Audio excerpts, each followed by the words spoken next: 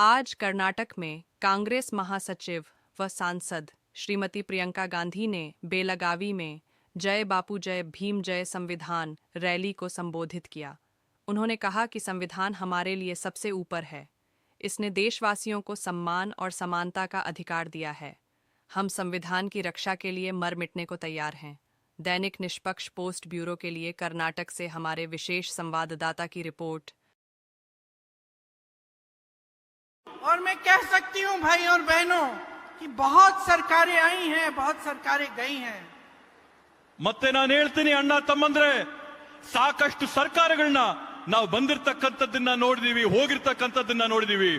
और ये सिर्फ कांग्रेस की सरकारें नहीं रही, ಇವು ಬರೀ ಕಾಂಗ್ರೆಸ್ ಪಕ್ಷದ ಸರ್ಕಾರಗಳು ಮಾತ್ರ ಅಲ್ಲ, अनेक पार्टियों की सरकारें आई, ಹಲವಾರು ಪಕ್ಷಗಳ ಸರ್ಕಾರಗಳನ್ನ ನಾವು ನೋಡಿದೀವಿ। लेकिन आज तक ಆದ್ರೆ ಇವತ್ತವರೆಗೂ कोई ऐसी सरकार नहीं आई जिसका गृह मंत्री संसद में खड़े होकर बाबा साहेब अंबेडकर का अपमान कर सके। ಆದ್ರೆ ಇವತ್ತವರೆಗೂ ಯಾವೊಂದು ಸರ್ಕಾರ ನಾವು ನೋಡಿಲ್ಲ।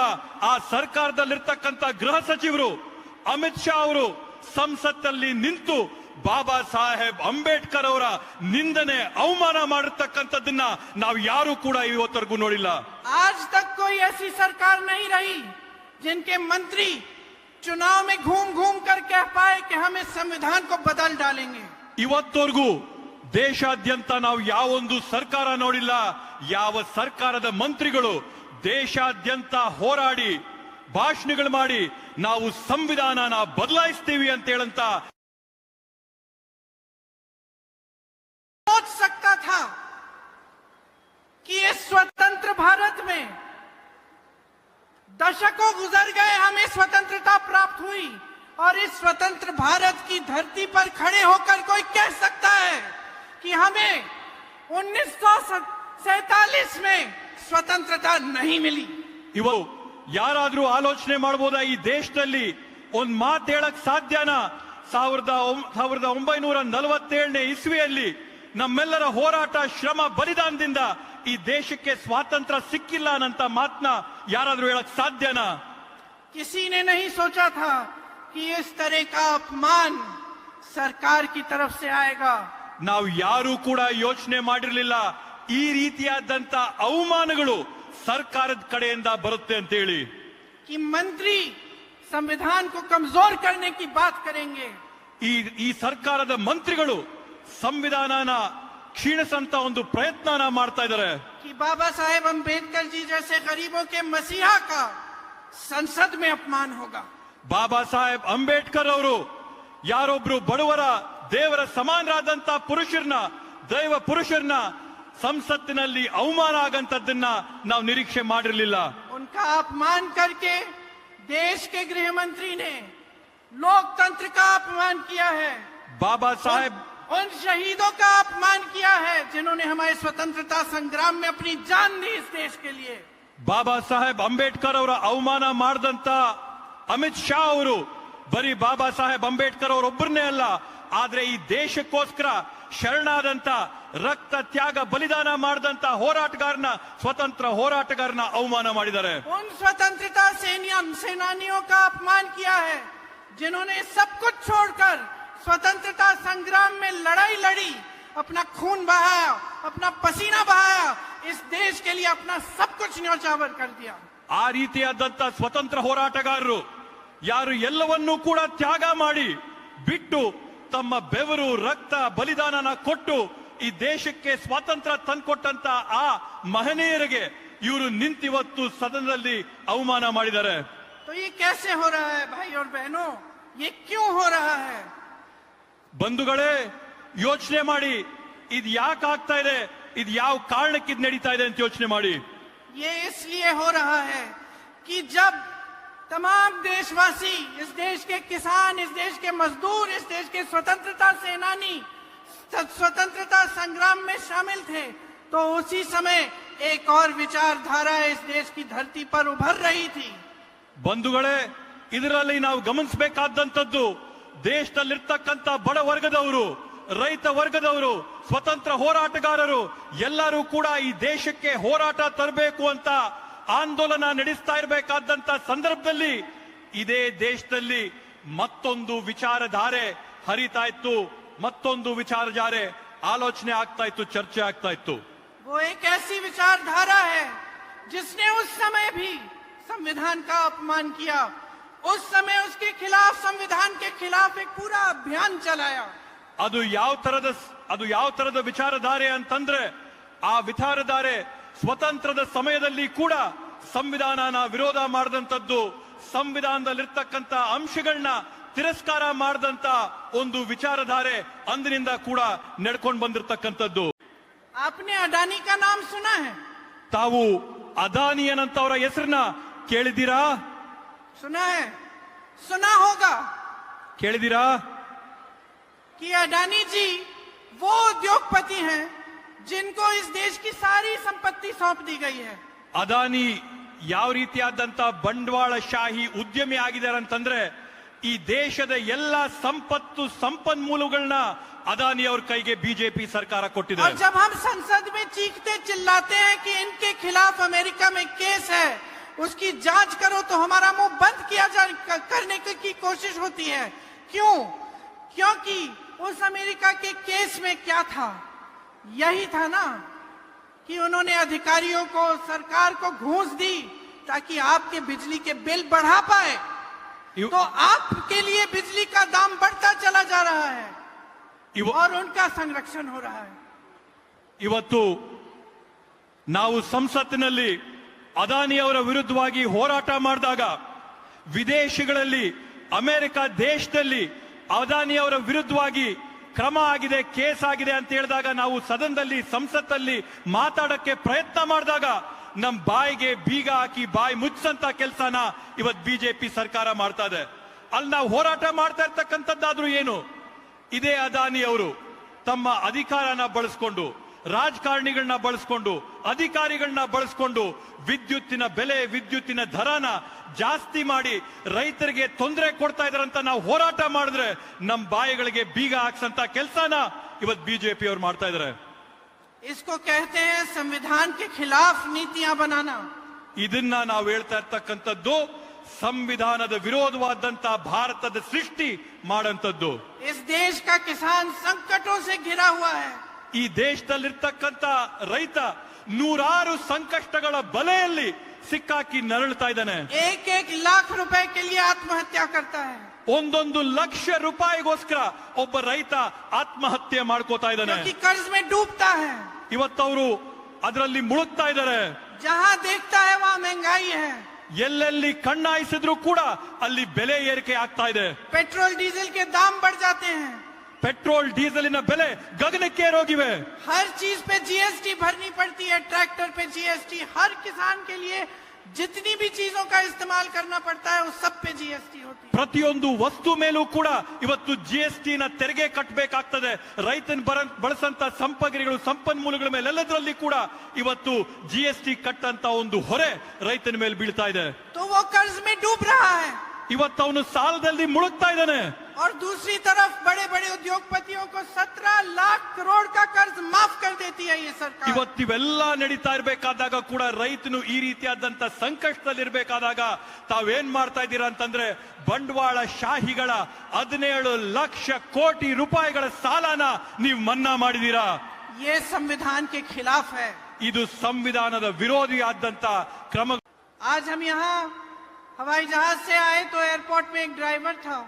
ನಾವಿವತ್ತು ದೆಹಲಿಯಿಂದ ಬೆಳಗಾವಿಗೆ ವಿಮಾನದಲ್ಲಿ ಬಂದು ಇಳಿದಾಗ ಅಲ್ಲೊಬ್ಬ ಡ್ರೈವರ್ ಇದ್ದ, ಗಾಡಿ ಓಡಿಸೋ ಡ್ರೈವರ್ ಇದ್ದ. खड़गे जी उससे कन्नड़ा में बात करने लगे और उससे पूछा कि कहाँ के हो.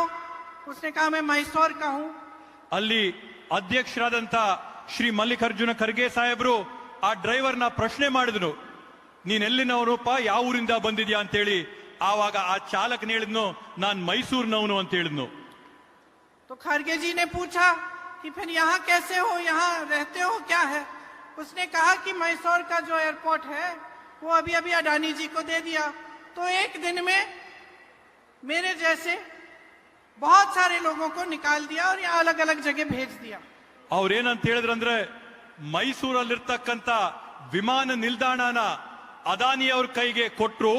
ಅದಾನಿ ಅವರು ಆ ಒಂದು ವಿಮಾನ ನಿಲ್ದಾಣ ತಗೊಂಡಂತ ಸಂದರ್ಭದಲ್ಲಿ ನನ್ನಂತ ಬಡವರನ್ನ ಚಾಲಕರನ್ನ ಸಾವಿರಾರು ಜನನ ರಾತ್ರೋರಾತ್ರಿ ಏರ್ಪೋರ್ಟ್ ಇಂದ ಹೊರಗಡೆ ಓಡಿಸಿದ್ರು ಅಂತೇಳಿ. तो आप जहां भी देखिए निजीकरण हो रहा है. ನೀವೆಲ್ಲಾದ್ರೂ ಇವತ್ತು ಸೂಕ್ಷ್ಮವಾಗಿ ಗಮನಿಸಿ, ಎಲ್ಲಾ ಕಡೆ ಕೂಡ ಈ ರೀತಿಯಾದಂತ ಧೋರಣೆಗಳನ್ನ ನಾವು ನೋಡಬಹುದು. और वो भी एक दो उद्योगपतियों को सब कुछ दिया जा रहा है. ಅದು ಕೂಡ ವಿಶೇಷವಾಗಿ ಈ ಎಲ್ಲಾ ಸಂಪನ್ಮೂಲಗಳನ್ನು ಕೂಡ ಆಯ್ದ ಒಂದೆರಡು ಉದ್ಯೋಗಪತಿಗಳಿಗೆ, ಬಂಡವಾಳ ಶಾಹಿಗಳಿಗೆ ಒಪ್ಸಂತ ಕೆಲಸ ಆಗ್ತಾ ಇದೆ. अब इसका सबसे पहला असर क्या है? ಆದ್ರಿಂದ ಮೊದಲನೇ ಪರಿಣಾಮ ಏನಂತೆ? कि आरक्षण खत्म होता है. आरक्षण खत्म होता है. ಇವತ್ತು ಆ ರೀತಿಯಾದಂತ ಕೆಲಸಗಳಿಂದ ಏನ್ ನಮ್ಮಲ್ಲಿರ್ತಕ್ಕಂಥ ರಿಸರ್ವೇಶನ್ ಇತ್ತು, ರಿಸರ್ವೇಶನ್ ಮುಗೀತು. इन्होंने लैटरल एंट्री के जरिए इतनी सारी जो नौकरियां हैं वो अलग कर दी हैं. आरक्षण को खत्म करने की कोशिश की है. ಇವತ್ತು ಇವರು ಪಾರ್ಶ್ವ ಪ್ರವೇಶದ ಮುಖಾಂತರವಾಗಿ, ಲ್ಯಾಟ್ರಲ್ ಎಂಟ್ರಿ ಪಾರ್ಶ್ವ ಪ್ರವೇಶದ ಮುಖಾಂತರವಾಗಿ ಬೇರೆ ಬೇರೆ ಹುದ್ದೆಗಳನ್ನ ತುಂಬಿಸೋದಕ್ಕೋಸ್ಕರ ಅವರು ಬೇರೆ ರೀತಿಗಳನ್ನ, ನಿಯಮಗಳನ್ನ ಮಾಡಿ ಇವತ್ತು ನಮ್ಮಲ್ಲಿರ್ತಕ್ಕಂಥ ಮೀಸಲಾತಿಯ ಪದ್ಧತಿ ಏನಿತ್ತು ಅದನ್ನ ಮೊಟಕುಗೊಳಿಸಂತ ಪ್ರಯತ್ನ ಮಾಡ್ತಾ ಇದ್ದಾರೆ. इसको कहते हैं संविधान विरोधी नीतियां. ಇದನ್ನೇ ನಾವು ಹೇಳಂತದ್ದು ಸಂವಿಧಾನ ವಿರೋಧ ಧೋರಣೆಗಳಂತ ಹೇಳಿ, ನಿಯಮಗಳಂತ ಹೇಳಿ. तो जब हम संविधान की बात करते हैं, जब हम कहते हैं कि ये संविधान को कमजोर कर रहे हैं, असल में हम क्या कह रहे हैं? ನಾವಿವತ್ತು ಸಂವಿಧಾನದ ವಿಷಯಗಳನ್ನ ಪ್ರಸ್ತಾಪ ಮಾಡಿದಾಗ, ನಾವು ಯಾವಾಗ ಇವರು ಸಂವಿಧಾನನ ಕುಗ್ಸಂತ ಪ್ರಯತ್ನ ಮಾಡ್ತಾ ಇದ್ದಾರೆ ಅಂತ ಹೇಳಿದಾಗ ನಾವು ಹೇಳ್ತಾ ಇರ್ತಕ್ಕಂಥ ವಿಷಯಗಳು, ವಿಚಾರಗಳೇನು?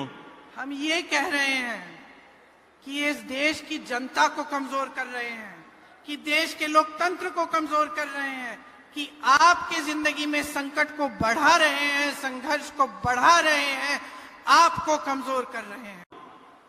इस सब से आपके जीवन के साथ क्या ताल्लुक है? आप सोचते होंगे कि ये राजनीतिक दल एक दूसरे पे आरोप लगाते रहते हैं कि कोई कहता है संविधान को कमजोर कर रहा है, तो हमें क्या मतलब है इस चीज से? ಇದರೆಲ್ಲದ್ರಿಂದಾನು ಕೂಡ ನೀವು ಯೋಚನೆ ಮಾಡಬಹುದು, ನಮ್ಗೆ ಇದಕ್ಕೆ ಏನ್ ಸಂಬಂಧ ಬಂತು? ರಾಜಕೀಯ ಪಕ್ಷಗಳು ಅವ್ರ ಮಧ್ಯ ಹೋರಾಟ ಮಾಡ್ಕೊಂತಾರೆ, ಚರ್ಚೆಗಳು ಮಾಡ್ಕೋತಾರೆ, ಬೇರೆ ಬೇರೆ ಕಾಯ್ದೆಗಳ ಬಗ್ಗೆ ಹೋರಾಟ ಮಾಡ್ತಾರೆ. ಈ ಹೋರಾಟಗಳಿಗೆ ನಮ್ಗೆ ಏನ್ ಸಂಬಂಧ ಇದೆ ಅಂತ ತಾವು ಯೋಚನೆ ಮಾಡಬಹುದು. क्योंकि इनकी हर नीति संविधान के खिलाफ है और हर नीति का असर आपके जिंदगी पे, आपके रोजाना के जीवन पे पड़ रहा है. ನಾವಿದ್ರ ಬಗ್ಗೆ ಯಾಕೆ ಚರ್ಚೆ ಮಾಡ್ತೀವಿ ಅಂತಂದ್ರೆ, ಇವರ ಪ್ರತಿಯೊಂದು ಕ್ರಮ, ಪ್ರತಿಯೊಂದು ಹೆಜ್ಜೆ ಕೂಡ ಸಂವಿಧಾನದ ವಿರೋಧವಾಗಿದೆ. ಪ್ರತಿಯೊಂದು ಹೆಜ್ಜೆ ಕೂಡ ನಿಮ್ಮ ಒಂದು ಹಿತದ ವಿರೋಧವಾಗಿದೆ. ಪ್ರತಿಯೊಂದು ಹೆಜ್ಜೆ ಕೂಡ ನಿಮಗೆ ತೊಂದರೆ ಕೊಡೋ ರೀತಿಯಲ್ಲಿ ಇಡ್ತಾ ಇರೋದ್ರಿಂದ ನಾವೀ ಹೋರಾಟ ಮಾಡ್ತಾ ಇರ್ತಕ್ಕಂಥದ್ದು. देखिए यहाँ कांग्रेस की सरकार है, आपकी बिजली बिल में 200 यूनिट आपको मुफ्त मिलता है. ನೋಡಿ, ಇವತ್ತು ಕರ್ನಾಟಕ ರಾಜ್ಯದಲ್ಲಿ ಕಾಂಗ್ರೆಸ್ ಸರ್ಕಾರ ಇದೆ. ಈ ಕಾಂಗ್ರೆಸ್ ಸರ್ಕಾರ ತಮ್ಮ ಪ್ರತಿಯೊಬ್ಬರಿಗೂ ಕೂಡ ವಿದ್ಯುತ್ತಿನ ಬಿಲ್ ಅಲ್ಲಿ 200 ಯೂನಿಟ್ ಉಚಿತವಾಗಿ ಕೊಡ್ತಾ ಇದೆ. आप देश भर में जाइए, देश भर में जाइए, जहां जहां इनकी सरकारें हैं, पूरे देश भर में आप देखिए. मैं गई हूं उत्तर प्रदेश के गांव में, बिल उठा के किसान रोते हैं. देखिए दीदी, 50,000 का बिल आया है, 60,000 का बिल आया है, हमें तो बिजली ही नहीं मिली, बिल आया है. ನೀವು ಬೇಕಾದ್ರೆ ದೇಶಾದ್ಯಂತ ಎಲ್ಲಾದ್ರೂ ಓಡಾಡ್ರಿ, ಬಿಜೆಪಿ ಸರ್ಕಾರ ಇರಂತ ಯಾವ್ದಾದ್ರೂ ರಾಜ್ಯಕ್ಕೆ ಹೋಗಿ. ನಾನ್ ಖುದ್ದಾಗಿ ಓಡಾಡ್ಕೊಂಡು ಬಂದಿದ್ದೀನಿ. ಯುಪಿಗೆ ಹೋಗಿದ್ದೀನಿ. ಯುಪಿಯಲ್ಲಿ ರೈತರು ನಮಗ್ ತೋರಿಸ್ತಾರೆ, ಇಲ್ಲಿನ ಸರ್ಕಾರ ನಮ್ಮ ಮೇಲೆ ಹೊರೆ ಆಗ್ತಾ ಇದೆ. 50,000 ವಿದ್ಯುತ್ತಿನ ಬಿಲ್ ತೋರಿಸ್ತಾರೆ, 60,000 ವಿದ್ಯುತ್ತಿನ ಬಿಲ್ ತೋರಿಸ್ತಾರೆ. ನಮ್ಗೆ ಹೊರೆ ಆಗ್ತಾ ಇದೆ, ತೊಂದರೆ ಆಗ್ತಾ ಇದೆ ಅಂತೇಳಿ ಬಿಜೆಪಿ ರಾಜ್ಯಗಳಲ್ಲಿರ್ತಕ್ಕಂಥ ರೈತರು ನಮ್ಗೆ ಹೇಳ್ತಾರೆ. ಇವತ್ತು ನಾವು ಹೇಳ್ತಾ ಇರ್ತಕ್ಕಂಥದ್ದೇನಂತಂದ್ರೆ, ಇವ್ರ ಸಂವಿಧಾನನ ವಿರೋಧ ಮಾಡುವ ಮುಖಾಂತರವಾಗಿ, ಸಂವಿಧಾನನ ತೆಗೆಯಂತ ಪ್ರಯತ್ನ ಮಾಡುವ ಮುಖಾಂತರವಾಗಿ ನಮ್ಮಲ್ಲಿರ್ತಕ್ಕಂಥ ಪ್ರಜಾಪ್ರಭುತ್ವನ ತೆಗೆಯಂತ ಪ್ರಯತ್ನ ಮಾಡ್ತಾ ಇದ್ದಾರೆ. ನಿಮ್ಮಲ್ಲಿರ್ತಕ್ಕಂಥ ಸಂಕಷ್ಟಗಳಿಗೆ, ನಿಮಗೆ ತೊಂದರೆಗಳನ್ನ ಜಾಸ್ತಿ ಮಾಡ್ತಾ ಇದ್ದಾರೆ. ನಿಮ್ಮನ್ನ ತೊಂದರೆಗಳ ಬಲೆಯಲ್ಲಿ ಬೀಸಿ ಸಿಕ್ಕಾಕ್ಸ್ತಾ ಇದ್ದಾರೆ ಅಂತ. तो आपको समझना पड़ेगा कि ये जो संविधान है ये आपका है. ಇವತ್ತು ತಾವು ಯೋಚನೆ ಮಾಡಬೇಕು, ತಾವು ತಿಳ್ಕೋಬೇಕಾಗಿದೆ. ಈ ಒಂದು ಸಂವಿಧಾನ ಏನಿದೆ, ಇದು ನಿಮ್ಮ ಸಂವಿಧಾನ. आपके जीवन में इससे बड़ी कोई चीज नहीं है.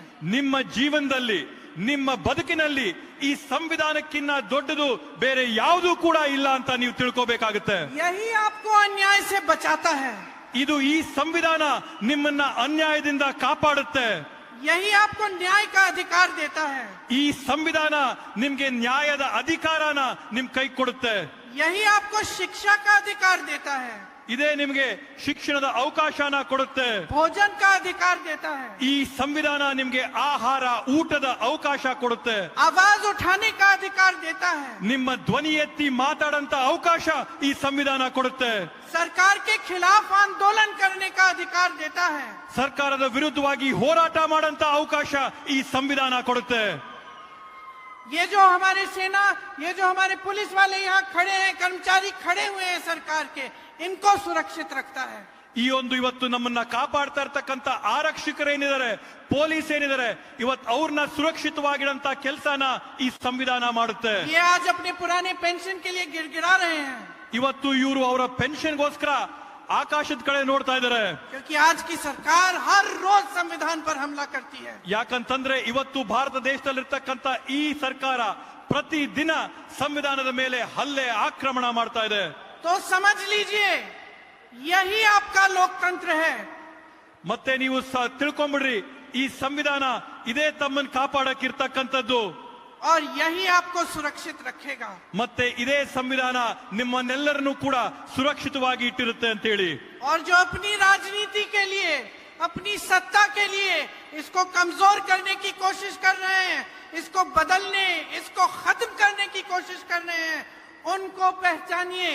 ಇವತ್ತು ತಾವು ತಿಳ್ಕೊಳ್ಳಿ, ಯಾರು ಅವರ ರಾಜಕೀಯದ ಬೇಳೆಗಳನ್ನ ಬೇಯಿಸ್ಕೊಳಕ್ಕೆ, ಯಾರವರ ರಾಜಕೀಯದ ಅಸ್ತಿತ್ವನ ಉಳಿಸ್ಕೊಳ್ಳೋಕೋಸ್ಕರ ಈ ಸಂವಿಧಾನದ ಮೇಲೆ ಹಲ್ಲೆ ಮಾಡಿ ಬದಲಾವಣೆ ಮಾಡಂತ ಪ್ರಯತ್ನ ಮಾಡ್ತಾ ಇದ್ದಾರೆ, ಅದನ್ನ ಕ್ಷೀಣಿಸಂತ ಪ್ರಯತ್ನ ಮಾಡ್ತಾ ಇದ್ದಾರೆ, ಅವ್ರು ಯಾರು ಅಂತೇಳಿ ತಾವೆಲ್ಲರೂ ಮನ್ಸಿಟ್ಟಿ ಗಮನಿಸಿ. तय कर लीजिए, मन बना लीजिए कि आप इस पर आंच नहीं आने देंगे. ತಾವು ಗಟ್ಟಿ ಮನಸ್ಸು ಮಾಡ್ಕೊಳ್ರಿ, ಧೈರ್ಯ ಮಾಡ್ಕೊಳ್ರಿ, ಹೋರಾಟ ಮಾಡಕ್ ತಯಾರಾಗಿ. ಯಾಕಂತಂದ್ರೆ ಈ ಸಂವಿಧಾನದ ಮೇಲೆ ಯಾವುದೇ ಒಂದು ರೀತಿಯಾದಂತ ಒಂದು ಕಪ್ಪು ಚುಕ್ಕೆ ಕೂಡ ಬರಕ್ ಬಿಡಲ್ಲ ಅಂತೇಳಿ ತಾವು ತೀರ್ಮಾನ ಮಾಡ್ಕೊಳ್ಳಿ. आप अपना अपमान नहीं सहेंगे, अपने संविधान का अपमान नहीं सहेंगे, बाबा साहेब का अपमान नहीं सहेंगे.